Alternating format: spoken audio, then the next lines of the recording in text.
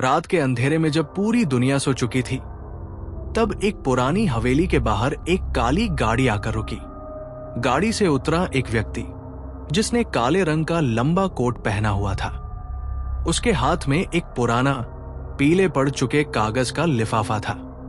वो सीधा शहर के एक छोटे से फ्लैट में पहुंचा, जहां रोहित नाम का एक युवक अपने दोस्तों के साथ बैठा था। रोहित एक खोजी पत्रकार था जिसे रहस्यमयी घटनाओं में गहरी दिलचस्पी थी। वो और उसके दोस्त अविनाश, सोनाली और रिया अक्सर अनसुलझे मामलों पर चर्चा किया करते थे। उस रात भी वे एक पुरानी कालरात्रि हवेली की डरावनी कहानियों पर बात कर रहे थे। तभी दरवाजे पर दस्तक हुई। रोहित ने दरवाजा खोला तो सामने वही अजन भी खड़ा था। उसने बिना कुछ बोले रोहित के हाथ में लिफाफा पकड़ा दिया और अंधेरे में गायब हो गया। रोहित ने लिफाफा खोला और पढ़ा, यदि तुम्हें सच्चाई जाननी है तो कालरात्रि हवेली में आओ, लेकिन ध्यान रहे वहां जाने के बाद वापस लौटना आसान नहीं होगा। रोहित, अविनाश, सोनाली और रिया चारों के मन में एक अजीब सा डर और रोमांच उमड़ रहा था। कालरात्रि हवेली का नाम सुनते ही गांव के लोग कांप जाते थे। कहा जाता था कि वहां अलौकिक शक्तियों का बसेरा है, लेकिन ये चुनौती रोहित को आकर्षित कर रही थी। अगली रात चारों दोस्त अपनी गाड़ी से हवेली की ओर रवाना हुए। घना जंगल पार करते हुए वे एक कच्चे रास्ते पर पहुंचे, जहां सिर्फ झिंगुरों की आवाज और रात की रहस्यमयी नीरवता थी। हवेली दूर से ही दिख रही थी, एक विशाल जर्जर इमारत जिसकी टूटी फूटी खिड़कियां और काले पड़ चुके पत्थर अतीत की भूतिया कहानियां बयां कर रहे थे। गाड़ी का इंजन बंद होते ही चारों बाहर निकले। जैसे ही उन्होंने हवेली की ओर कदम बढ़ाए, हवा अचानक ठंडी हो गई। हवेली के गेट पर लगी लोहे की जंजीरें अपने आप हिलने लगी, जैसे कोई अदृश्य शक्ति उनका स्वागत कर रही हो।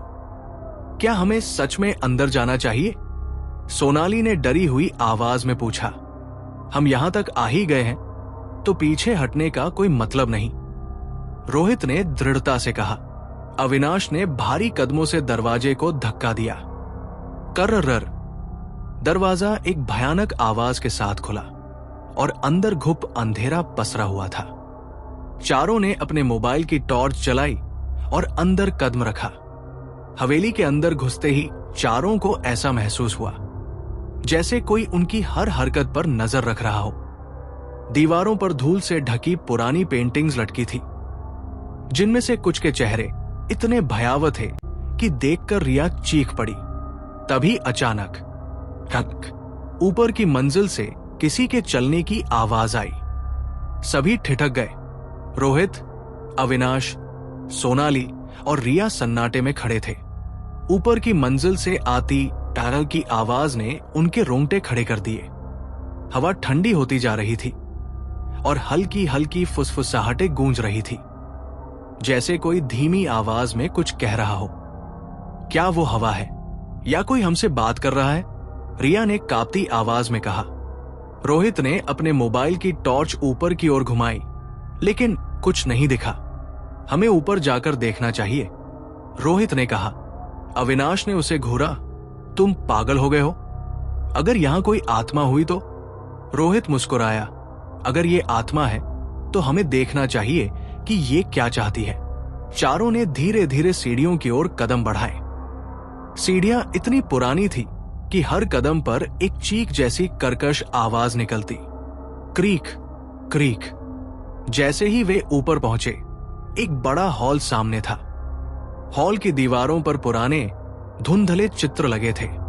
उनमें से एक चित्र अजीब था।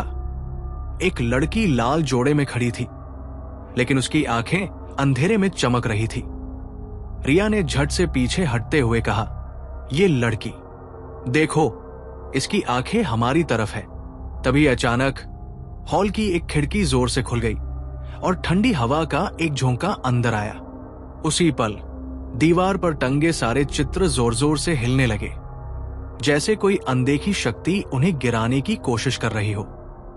भड़ाक, एक तस्वीर जमीन पर गिर गई और उसका शीशा टूट गया। चारों की नजर उस तस्वीर के नीचे लिखे नाम पर गई, रूहानी देवी 1876। अरे, मरने की तारीख नहीं लिखी है, अविनाश ने हैरानी से कहा। तभी उन्हें लगा कि किसी ने हॉल के एक कोने से उनकी ओर देखा। कोने में अंधेरे में कुछ था। कौन है वहां? रोहित ने हिम्मत जुटाकर पूछा। कुछ पल सन्नाटा रहा। फिर सन एक लंबी सांस की आवाज आई और अंधेरे में एक परछाई हिली। चलो यहां से, रिया चीख उठी, लेकिन दरवाजा अपने आप बंद हो गया। वे फंस चुके थे। क्या वे हवेली से बाहर निकल पाएंगे या ये सिर्फ एक शुरुआत थी? दरवाजा जोर की आवाज के साथ बंद हो चुका था। चारों दोस्त बीच हॉल में खड़े थे। उनकी सांसें तेज हो रही थी। दीवारों पर लगे चित्र धीरे धीरे हिलना बंद हो गए थे, लेकिन हवेली की ठंडक अब असहनीय लग रही थी। हमें इस जगह से निकलना होगा, रिया घबराकर बोली। अविनाश ने दरवाजा खोलने की कोशिश की, लेकिन वो अंदर से बंद हो चुका था, जैसे किसी अदृश्य ताकत ने उसे जकड़ लिया हो।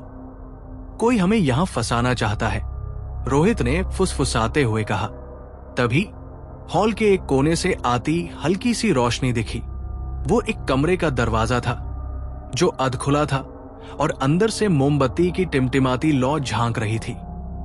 वहां शायद कोई सुराग मिले, सोनाली ने डरते डरते कहा।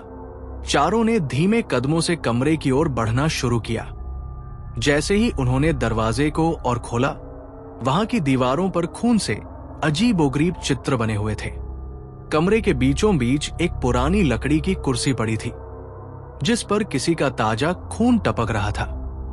यह खून ताजा है, रोहित ने घबराकर कहा। अचानक कमरे की दीवारों पर छायाएं उभरने लगी। वे चारों के ही प्रतिबिंब थे, लेकिन उनमें से एक छाया अलग थी। उसके लंबे बाल थे और आंखों से काला धुआं निकल रहा था। कौन हो तुम? अविनाश ने कांपते हुए पूछा। तुम्हें नहीं जाना चाहिए था। ये आवाज कमरे की छत से आई थी। चारों ने जैसे ही ऊपर देखा, वहां एक भयानक चेहरा टकटकी लगाए उन्हें घूर रहा था।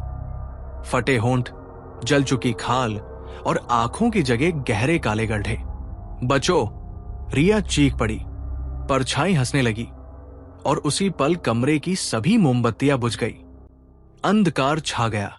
FIR का आगे क्या हुआ, हम ऐसे जानेंगे अगले पार्ट। मेन टैब के लिए मेरे चैनल को सब्सक्राइब, लाइक एंड शेयर करके रखें, ताकि कोई भी नई वीडियो आपके पास सेबल पहले आए। So do subscribe, share and like, और एश वीडियो को पूरा एंड तक देखें। Thank you.